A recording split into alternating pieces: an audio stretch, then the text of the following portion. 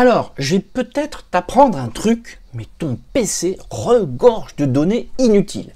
Et c'est vraiment dommage de conserver tout ça. Franchement, quand chez toi, tu gardes pas des sacs poubelles pleins autour de toi, hein? Tu laisses pas ta maison dans un état lamentable. Enfin, pas toujours. Bah écoute, c'est pareil pour un PC. Il faut régulièrement évacuer, nettoyer. Et si, comme moi, tu as la flemme de faire le ménage, enfin de nettoyer le PC, bah écoute, moi je te propose un logiciel fabuleux et gratuit pour cela. Voilà, il va t'aider à effectuer cette corvée. Ça, c'est une corvée, Allez, on y va.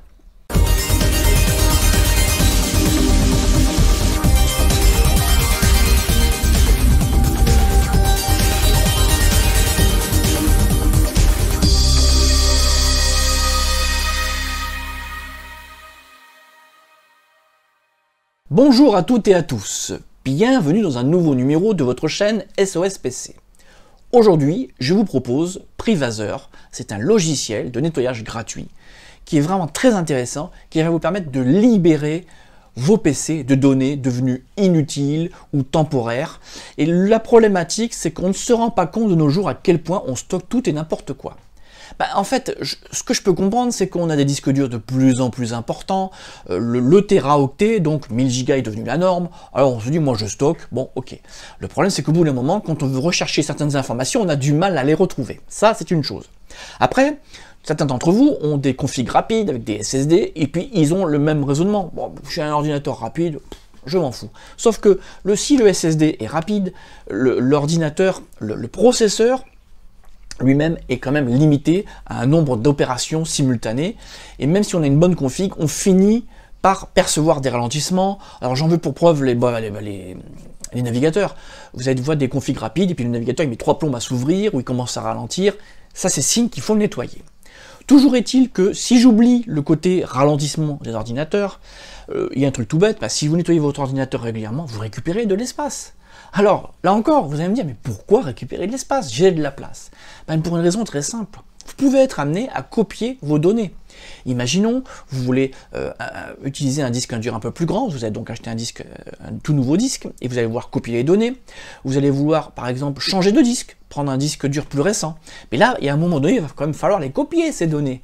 Sauf que, encore récemment, j'ai vu un PC, le disque dur faisait 1,5 Tera pour être précis, donc 1500 Go, et quand on regardait de près, à force de travailler, de fouiller, on s'est rendu compte qu'il y avait 120 Go seulement de données vraiment utiles. Tout le reste, le disque était presque plein, ne servait à rien, c'était beaucoup de choses, beaucoup d'accumulation.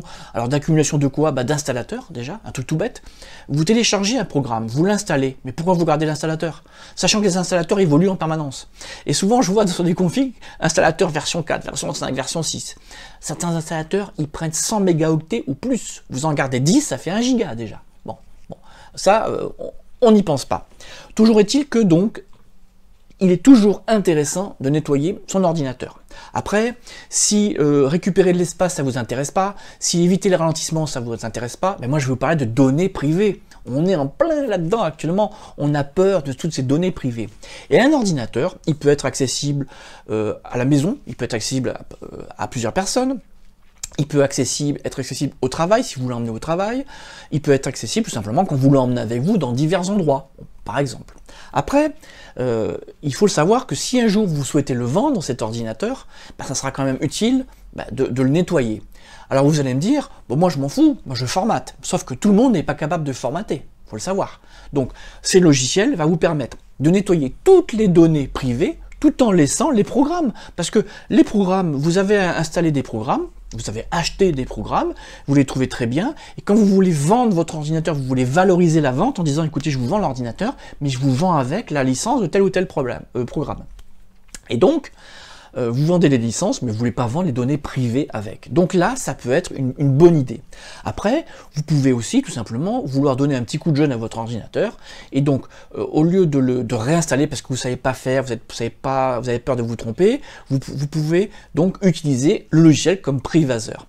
Alors vous allez me dire, il y a aussi la réinitialisation, mais une vraie réinitialisation, vous perdez aussi tous les programmes installés. Là encore, alors en plus la réinitialisation n'est pas proposée sur toutes les versions de Windows.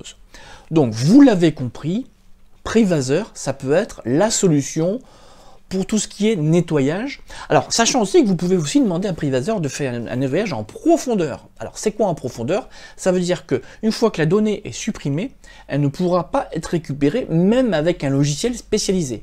Là aussi, ça peut être important. Alors, ce sera beaucoup plus long, beaucoup plus lent de faire cette opération, mais ça peut être intéressant. Alors vous l'avez compris, ce logiciel n'a que des qualités, donc comme je vous l'ai dit, il est gratuit, il est en français, la version la plus récente c'est la version 4, sachant que moi je vous ai parlé du logiciel pour la première fois en 2014, il a beaucoup évolué, sachant qu'il existe depuis 2012. Alors aussi, tiens, il faut quand même le dire, il existe une version donateur. Parce que, comme tout logiciel qui évolue, alors la toute dernière version date du 5 juillet, donc ces jours-ci, comme tout logiciel qui évolue, l'argent c'est le nerf de la guerre, donc si vous voulez faire un don, il existe une version, donc appelée donc version donateur, vous donnez à partir de 10 € et par PC ou plus. Alors la version donateur donc permet de soutenir, elle permet d'accéder à un support privé et d'accéder à quelques fonctionnalités supplémentaires, voilà, comme ça vous savez tout. Ce que je vais vous proposer donc, c'est que dans la zone de description de la vidéo, je vais vous donner un lien vers un tutoriel complet avec beaucoup de captures d'écran pour vous rendre compte de tout ce que peut faire ce logiciel. Ainsi, une fois que vous aurez vu le tuto, vous pourrez décider de l'essayer et même pourquoi pas de l'adopter. Alors comme d'habitude, je vous demande, si vous l'avez essayé, de me dire ce que vous en avez pensé.